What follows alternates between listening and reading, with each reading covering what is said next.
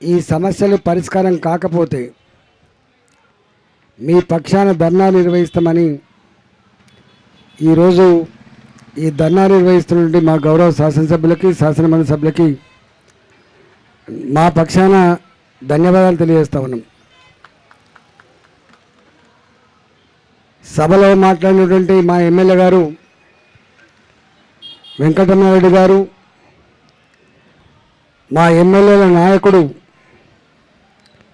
BJP leader Maheshwar Reddy గారు, ధన్పాల్ సూర్యనారాయణ గారు గౌరవ శాసనసభ్యులు, మా రాకేష్ రెడ్డి గారు ఫైర్ బాండ్, అటనే మా కొమరన్న ఎమ్మెల్సీ, అంజిరెడ్డి గారు ఎమ్మెల్సీ.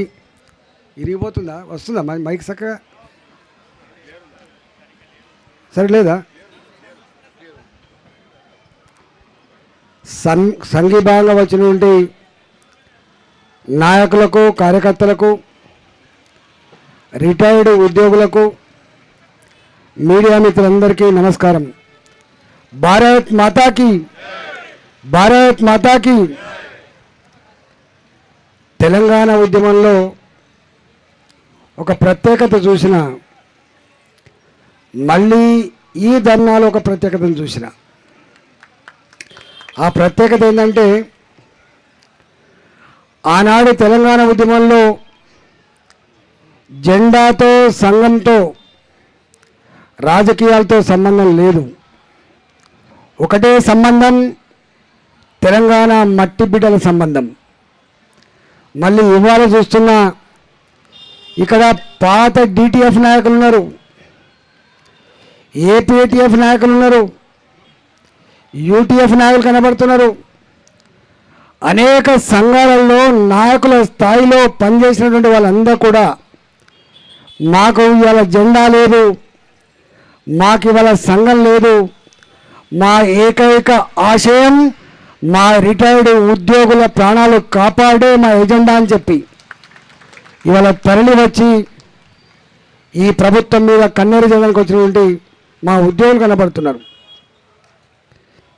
నేను పాత ఆర్థిక మంత్రిని. నేను చాలామంది ఈ ప్రభుత్వం వచ్చిన తర్వాత గతంలో ఎప్పుడు కూడా ఈ రిటైర్మెంట్ బెనిఫిట్ల కోసమో వాళ్ళు దాచుకున్న సొమ్ము ఓ ఇల్లు కట్టే సందర్భంలోనో, ఓ బిడ్డల పెళ్ళిళ్ళు చేసే సందర్భంలోనో, లేదా పిల్లలని అబ్రాడ్కు పంపే సందర్భంలో కొంత పాటు లోన్ తీసుకునే వెసులుబాటు ఉంటుంది. కానీ వాళ్ళ రిటైర్మెంట్ బెనిఫిట్స్ కావచ్చు, వాళ్ళు దాచుకున్న సొమ్ము నుంచి కొంత వాడుకోవడం కోసం పెట్టుకున్న దరఖాస్తులు కావచ్చు, ఇవన్నీ ఏవి పరిష్కారం కాకపోగా చివరికి ఇంతకుముందు మా ఎమ్మెల్యేలు గుర్తు చేసిండ్రు, రిటైర్డ్ ఉద్యోగి 35 సంవత్సరాలు పనిచేస్తే ఆయనను చూసుకునే తీరు గిదేనా అని చెప్పి ఆనాడు మాట్లాడిండు. మాట్లాడినప్పుడు సంబరపడ్డము, మాట్లాడినప్పుడు వాళ్ళకు పాలాభిషేకాలు చేసినాము. కానీ గిట్లా గీ ధర్నా చౌకలో రిటైర్డ్ ఉద్యోగులుగా డబ్బులు రాకపోగా ఆత్మహత్యలు చేసుకుంటామని, ఆత్మహత్యలకు విరుద్ధంగా ధర్నాలు చేసే పరిస్థితి అని చెప్పి మాత్రం నా తెలంగాణ రిటైర్డ్ ఉద్యోగులు ఊహించలేకపోయినారు. మాటలు బ్రహ్మాండంగా ఉన్నాయి కానీ చేతలు లేవు. నేను నా ఇంటికి వచ్చేటువంటి ఓ 100 మందిలో 5-6 ఉద్యోగులు వస్తున్నారు, రిటైర్డ్ ఉద్యోగులు వస్తున్నారు. రిటైర్డ్ ఉద్యోగులు కావచ్చు, ఇంజనీరింగ్ మెడిసిన్ చదువుకునే విద్యార్థుల తల్లిదండ్రులు కావచ్చు. వాళ్ళు అంటున్న మాట ఏంటంటే, అయ్యా నువ్వు పాత ఆర్థిక మంత్రివి కదా, నీ దగ్గరనే పనిచేసినట్టుంది చీఫ్ సెక్రటరీ గారు, ఫైనాన్స్ సెక్రటరీగా, ఆ సుల్తానియా గారు కూడా మీ దగ్గరే పనిచేసినట్టున్నది, మీరు చెప్తే నా పని అవుతుందట అని చెప్పి నా దగ్గరికి రిటైర్డ్ ఉద్యోగులు వాళ్ళ బెనిఫిట్స్ కోసం మొన్న మా మిత్రుడు క్లోజ్ ఫ్రెండ్ అన్నాను, నేను ఇంకొక 1 ఇయర్లోనో 2 ఇయర్స్లోనో రిటైర్డ్ కాబోతున్నా, నేను నిజాయితీగా పనిచేసిన అధికారిని, నాకు ₹1 లేదు, నువ్వన్నో 10 లక్షలు 20 లక్షలు అప్పు ఇవ్వు, లేకపోతే నాకు రుణం ఇప్పి అని చెప్పి నాకు వచ్చి నువ్వు ఒక మెసేజ్ పెట్టు అంటే పెట్టనే అని చెప్తే మెసేజ్ పెట్టినా నేను అనేక సార్లు చీఫ్ సెక్రటరీలకి, అనేక సార్లు ఆర్థిక కార్యదర్శులకి, మేము మాజీ మంత్రులం కదా మాకు ఇంత గౌరవం ఉంటుందేమో, మా మాట వింటారు అని చెప్పి మేము పెట్టినాం. కానీ ఎవరి పని కూడా కాలేదు. కాకపోగా మేము ఎప్పుడైనా ఫోన్ చేస్తే వాళ్ళు మాట్లాడే మాటలు ఏంటంటే మా చేతులు ఏం లేదు, మీరు పైన చెప్పమని చెప్తున్నారు. ఇంత సిగ్గుమాలిన వ్యవస్థ ఉంటుందని చెప్పి మేము కళ్ళ కూడా ఊహించలేదు. 14 సంవత్సరాల కాలం పాటు ఏ తెలంగాణ రాష్ట్ర ఆశయం కోసం ఉద్యమాలు చేసినామో ఇదే ధర్నా చౌక్లో మేము దీక్షలు చేసి అలసిపోయి ఇక్కడే పడుకుంటే మా కిందికెళ్ళి ఆ మొత్తం మురికంతా మా కిందికెళ్ళి పోయిన తెల్లారులే చూసేలకు మొత్తం తడిసిపోయి ఉన్నాం. మాకు అలసిపోయి తెలియకుండా అయిపోయింది. అప్పుడు అనుకున్నాం తెలంగాణ కోసం కొట్లాడుతున్నాం కదా, ఇదో లెక్క కదా అని చెప్పి అనుకున్నాం. అంటే గంత కష్టపడి తెచ్చుకున్న తెలంగాణ, బలిదానాలు చేసుకొని తెచ్చుకున్న తెలంగాణలో కానీ ఇవాళ రేవంత్ రెడ్డి సర్కార్ గిట్ల కన్నీళ్లు పెట్టుతుందని చెప్పి మాత్రం ఎవరు ఊహించలేదు. కానీ ఇది రేవంత్ రెడ్డికి వీళ్ళు రిటైర్డ్ ఉద్యోగులే కావచ్చు కాక వాళ్ళు ఎక్కువ నీ సచివాలయం ముందు ధర్నాలు చేయడానికో నీ సచివాలయ గేట్లు ఎక్కి ఉద్యమాలు చేయకపోవచ్చు. కానీ వాళ్ళకు పదనైన ఒక ఆయుధం ఉంటుంది, వాళ్ళకు లక్షల మందిని కదిలించగలిగినటువంటి ఆయుధం ఉంటుంది. ఆ ఆయుధంతో నీ భర్తం పడతారని చెప్పి ఈ సందర్భంగా హెచ్చరిస్తా ఉన్నా. ఈరోజు 2018లో అనుకుంటే ఒకసారి నేనే ముఖ్యమంత్రి గారికి ఒక మాట చెప్పిన, అయ్యా మీరు ముఖ్యమంత్రులు, మీకు ఎవరు ఎదురు చెప్పద్దు, కానీ విషయం అయితే తప్పకుండా మీకు చెప్పాలి, చెప్తే ఏ వ్యూ నువ్వు తీసుకుంటుండొచ్చు అని చెప్పి నేను ఒకసారి చెప్పిన. 2018 నవంబర్లోనో అక్టోబర్లోనూ నేను చివరి సంవత్సరం ఆర్థిక మంత్రిగా చివరి సంవత్సరంలో మొత్తం చూస్తూ ఉంటే తెచ్చుకున్న అప్పులు కానీ, ఖర్చు పెడుతున్న తీరు కానీ, వస్తున్న ట్యాక్స్ కానీ చూస్తున్నప్పుడు అదనంగా ఒక 5,000 కోట్ల రూపాయలు కూడా ఖర్చు పెట్టేటువంటి స్తోమత లేకుండా పోయింది. 2019 నాటికే ఒక 5,000 కోట్ల రూపాయలు సంవత్సరానికి అదనంగా ఖర్చు పెట్టే ఆస్కారం లేదు. కానీ మీరు ఎన్నికల పోయేటప్పుడు మాత్రం నిరుద్యోగ భృతి పేరిట 4,000 రూపాయలు ఇస్తా అని చెప్తా ఉన్నారు. మీరు ఇచ్చే హామీలు చూస్తూ ఉంటే సంవత్సరానికి ఒక 50,000 కోట్ల రూపాయలు అదనంగా ఖర్చు పెట్టేటువంటి ఆస్కారం ఉన్నది. ఈ 50,000 కోట్ల రూపాయలు ఎక్కడి నుంచి తెచ్చిస్తాం మనం, చివరికి జీతాలు ఇవ్వలేని పరిస్థితి వస్తుందని చెప్పి 2019లో నేను మాట్లాడినా. కానీ ఇచ్చిండ్రు హామీలు. మీకు తెలుసు 2018 ఎన్నికల్లో ఇచ్చిన హామీలలో 2 అతి ముఖ్యమైన హామీలు అమలు కాలే. 4,000 రూపాయలు నిరుద్యోగ భృతి అమలు కాలే, రైతు రుణమాఫీ కూడా అమలు కాలే, ఏకకాలంలో చేస్తాను. కాంగ్రెస్ పార్టీ ఆనాడు 2 లక్షల రూపాయలు ఏకకాలం చేస్తా అని చెప్పిండు. దానికి ప్రతిగా టీఆర్ఎస్ ప్రభుత్వం నేనన్న మంత్రిగా ఉన్న 1,00,000 రూపాయలు ఏకకాలం చేస్తా అని చెప్పిండు. కానీ ముఖ్యమంత్రి మాలాంటి వాళ్ళని ఎదురు చెప్పొద్దు, విషయం మాత్రం కమ్యూనికేట్ చేసినాం. కానీ 4,000 రూపాయల నిరుద్యోగ భృతి అమలు కాలేదు, ఏకకాలంలో 1,00,000 రూపాయల రుణమాఫీ కూడా అమలు కాలే. నేను చాలాసార్లు మాట్లాడి చెప్పిన, డబ్బులు లేకనా 2021లో నేను భారతీయ జనతా పార్టీ శాసనసభను గెలిచిన తర్వాత అనేక సమస్యల మీద మాట్లాడుతున్నప్పుడు ఈ విషయం కూడా మాట్లాడినా. అయ్యా నువ్వు 4,000 రూపాయలు ఇస్తా అని చెప్పినావు, ఎందుకు ఇవ్వలేకపోతున్నావు? రైతాంగానికి 1,00,000 రూపాయల రుణమాఫీ ఏకకాలం చేస్తా అని చెప్పినావు, ఎందుకు చేయలేకపోతున్నావు? డబ్బులు లేకనా మోసం చేయడానికి అని చెప్పి అడిగినా దానికి సమాధానం లేదు. కానీ నాకు మాత్రం సమాధానం తెలుసు, నీ దగ్గర డబ్బులు లేవనే విషయం తెలుసు నాకు. 2021 నుంచి మాట్లాడిన నేను ఇవాళ రేవంత్ రెడ్డి వచ్చిన తర్వాత నేను అనుకున్న, దేశాన్ని పాలించిన పార్టీ, ఈ దేశాన్ని అతి ఎక్కువ సంవత్సరాలు పాలించిన పార్టీ కాంగ్రెస్ పార్టీ, రాష్ట్రాన్ని పాలించిన పార్టీ కూడా కాంగ్రెస్ పార్టీ. రేవంత్ రెడ్డి గారు హామీలు ఇస్తున్నప్పుడు నేను మాజీ ఆర్థిక మంత్రిగా బాధ్యత కలిగిన పౌరుడిగా ఆనాడు నేను ప్రశ్నించిన, అయ్యా రేవంత్ రెడ్డి గారు నీవెప్పుడు మంత్రివి కాలే, నీవెప్పుడు అధికార పార్టీలో లేవు, నీకు విషయ పరిజ్ఞానం ఉందో లేదో నాకు తెలియదు, కానీ నీవిచ్చే హామీలు చూస్తూ ఉంటే, నీ డిక్లరేషన్ చూస్తూ ఉంటే కేసీఆర్ మాట మళ్ళీ గుర్తొస్తుంది. నాకు 2018 గుర్తొస్తూ ఉంది అని చెప్పి నేను మాట్లాడినా.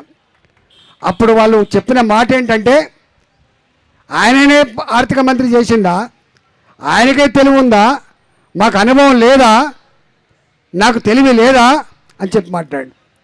నేను అంటున్నా, ఆ రోజు ఈ మాట అంటే నేను వెంటనే చెప్పిన, మీరు ఇచ్చిన హామీలు, కాంగ్రెస్ పార్టీ మేనిఫెస్టోలో పెట్టిన హామీలు, నీ డిక్లరేషన్లో ఇచ్చినటువంటి హామీలు అమలు కావాలంటే మొట్టమొదటి సంవత్సరం కావాల్సింది 1,00,000 కోట్ల రూపాయలు అని చెప్పిన. 1,00,000 కోట్ల రూపాయలు అని చెప్పిన. ఇనొస్తుందా అని ఎవరో లేచి ఇట్లా అంటున్నారు. ఇనొస్తుందా?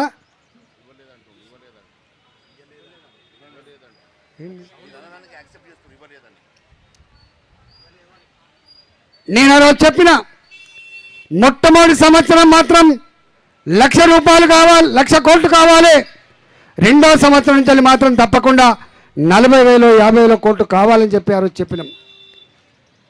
కానీ ఆనాడు ఎన్నికలు, కేసీఆర్ని బొందబెట్టాలి, కేసీఆర్ని ఒడగొట్టాలి కాబట్టి ఆల్టర్నేటివ్గా ఆయన కనబడితే ఆయన హామీలు చూడలేదు, ఆయన డిక్లరేషన్లు చూడలేదు, టక్క ఓట్లేసి గెలిపించింది. ఇవాళ ఏమంటున్నారు? అయ్యో పేనం మీద నుంచి పొయిలపడ్డాం కదా అంటాను. ఇలా పేనం మీద నుంచి పొయిలపడ్డాం కదా అంటుంది. ఇవాళ నేను అంటున్నా, ఆయన ఒక మాట అన్నాడు, ఒక గింతంత ముక్క భూమి అమ్మితే రైతుల మాఫీ మీద మాట్లాడిన సందర్భంలో ఆయన మాట్లాడిన మాట ఏంటంటే, 40,000 కోట్ల రూపాయలు కావాలి రైతుల మాఫీకి, ఏకకాలంలో ఇస్తా అని చెప్పినావు, ఎట్లా సాధ్యమైందంటే, ఆనాడు ముఖ్యమంత్రి కాకముందు రేవంత్ రెడ్డి మాట్లాడిన మాట ఏంటంటే, హైదరాబాద్లో విలువైన భూములు ఉన్నాయి, ఒక ముక్క అమ్మితే దీని బిషాద్ ఎంత అని చెప్పిండు రేవంత్ రెడ్డి. కానీ వాళ్ళ బాధ అనిపించే అంశం ఏంటంటే, మీకు తెలియదు చాలామందికి, ఆ ముక్క భూములు, ఆ విలువైన భూములు మన కోసం అమ్మబడతలేవు. ఆ విలువైన భూములు ఇప్పటిదాకా మా మహేశ్వర్ రెడ్డి గారు చెప్పినట్టుగా అవన్నీ కూడా పెద్దలకు, బకాసురులకు, బ్రోకర్లకు డబ్బుల కోసం కట్టబెడుతున్న దుర్మార్గమైన వ్యవస్థ కొనసాగుతూ ఉంది. దాని లెక్కంతా కూడా చెప్పాలంటే, ఎందుకంటే నేనే ఉన్నా ఇక్కడ, నా కళ్ళారా చూస్తూ ఉన్నా, బాధ అనిపిస్తుంది, దుఃఖం అనిపిస్తుంది. నా రిటైర్డ్ ఉద్యోగులకి ఒక 10,000 రూపాయల కోట్లకి సరిపోతుంది కావచ్చు. నా చదువుకునే పిల్లలకి ఫీ రియంబర్స్మెంట్ లేక కాలేజీలకు పోయినప్పుడు, బయటికి వెళ్ళగొడుతున్నప్పుడు, క్లాసులలో నీ డబ్బులు కట్టలే అని చెప్పి క్లాస్ రూమ్లో నిలబెడుతున్నప్పుడు అవమానాన్ని తట్టుకోలేక మీరెట్లయితే ఇలా పిట్టల్లో రాలిపోతున్నారో, నా విద్యార్థులు కూడా అనేక మంది పిట్టల్లో రాలిపోతున్నారు ఈ రాష్ట్రంలో. వాళ్ళ కోసం 9,000 కోట్లు, 10,000 కోట్లు. కానీ మీకు తెలుసా, నా దగ్గర కూకట్పల్లి అనేటువంటి నియోజకవర్గంలో, ఆనాడు మేనేజ్ చేసుకొని ఒక 260 కోట్ల భూమిని కొట్టేసిండు. దాంట్లో చెరువు భూమి పోతే 160 ఎకరాలు, 170 ఎకరాలు. ఆ 170 ఎకరాల విలువ ఎంతో తెలుసా? 15,000 కోట్ల రూపాయలు అవుతుంది. 15,000 కోట్ల రూపాయలు అవుతుంది. ఆయన చెప్పిన ముక్క భూమి, ఆయన చెప్పిన విలువైన భూమి ఎవరికి పోతా ఉంది? డబ్బులుంటే చాలు మేనేజ్ చేయొచ్చు, డబ్బులుంటే చాలు న్యాయాన్ని కూడా మేనేజ్ చేయొచ్చు అని చెప్పి ఇవాళ దానికి అలవాటు పడ్డ బకాసురులు ఎవరైతున్నారో ఇవాళ ఆ భూమిని కొట్టేసిండు.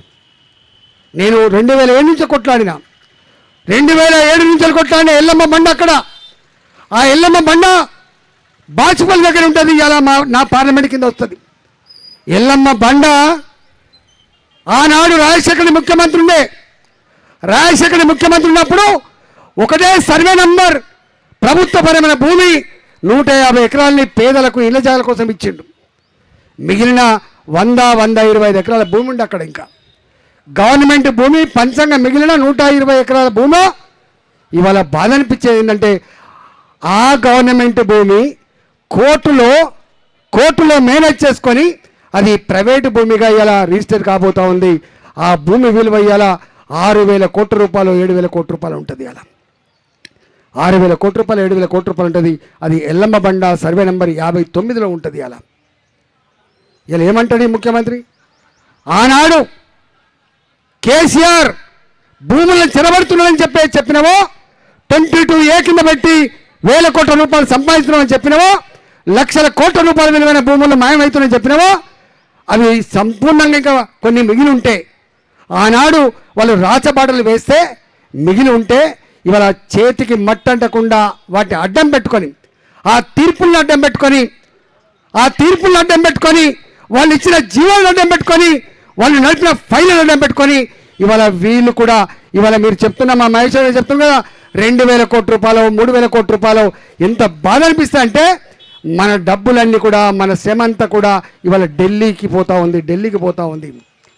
ఇవాళ ఎక్కడో కేరళ ఎన్నికలకు, ఎక్కడో బెంగాల్ ఎన్నికలకు, ఎక్కడో తమిళనాడు ఎన్నికలకు మా రిటైర్డ్ ఉద్యోగులు చచ్చిపోతూ ఉంటే, మా చదువుకున్న పిల్లలు చచ్చిపోతూ ఉంటే, మా భర్తలు చనిపోయిన నుండి మా ఆడబిడ్డలకి పెన్షన్ రాక ఇవాళ దిగాలు పడి ఉంటే, కొత్త పెన్షన్ లేవు, భర్తలు చనిపోయిన మహిళలకు పెన్షన్ లేవు, హ్యాండిక్యాప్డ్ వాళ్ళకి పెన్షన్ లేవు.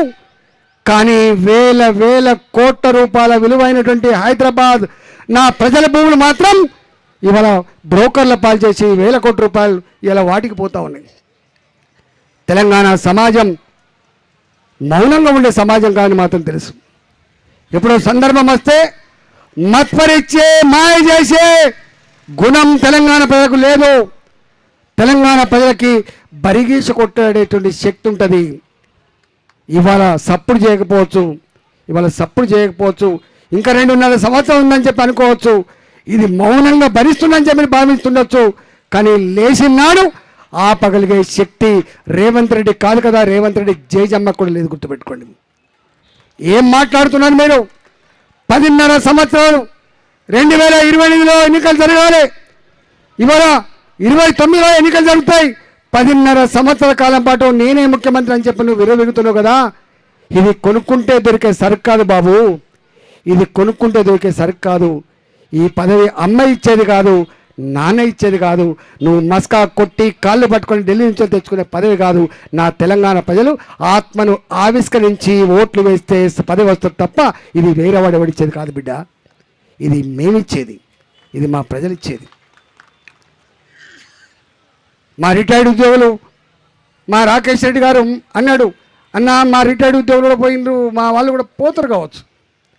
రకరకాల కారణాలు ఉండొచ్చు. సర్పంచ్ ఎన్నికలలో, ఎంపీటీసీ ఎన్నికలలో వాళ్ళ వాడకట్టోలనో, వాళ్ళ ఫ్రెండ్షిప్ ఉంటనో, వాళ్ళ కులమనో ఏదో ఒక ఫ్యాక్టరీతో పోవచ్చు. అంత మాత్రాన నా రిటైర్డ్ ఉద్యోగులు కావచ్చు, అంత మాత్రాన నా ప్రజలు వాళ్ళకు పట్టం కట్టడానికి మాత్రం సిద్ధంగా లేరు. సందర్భం రావాలి వాళ్ళకి.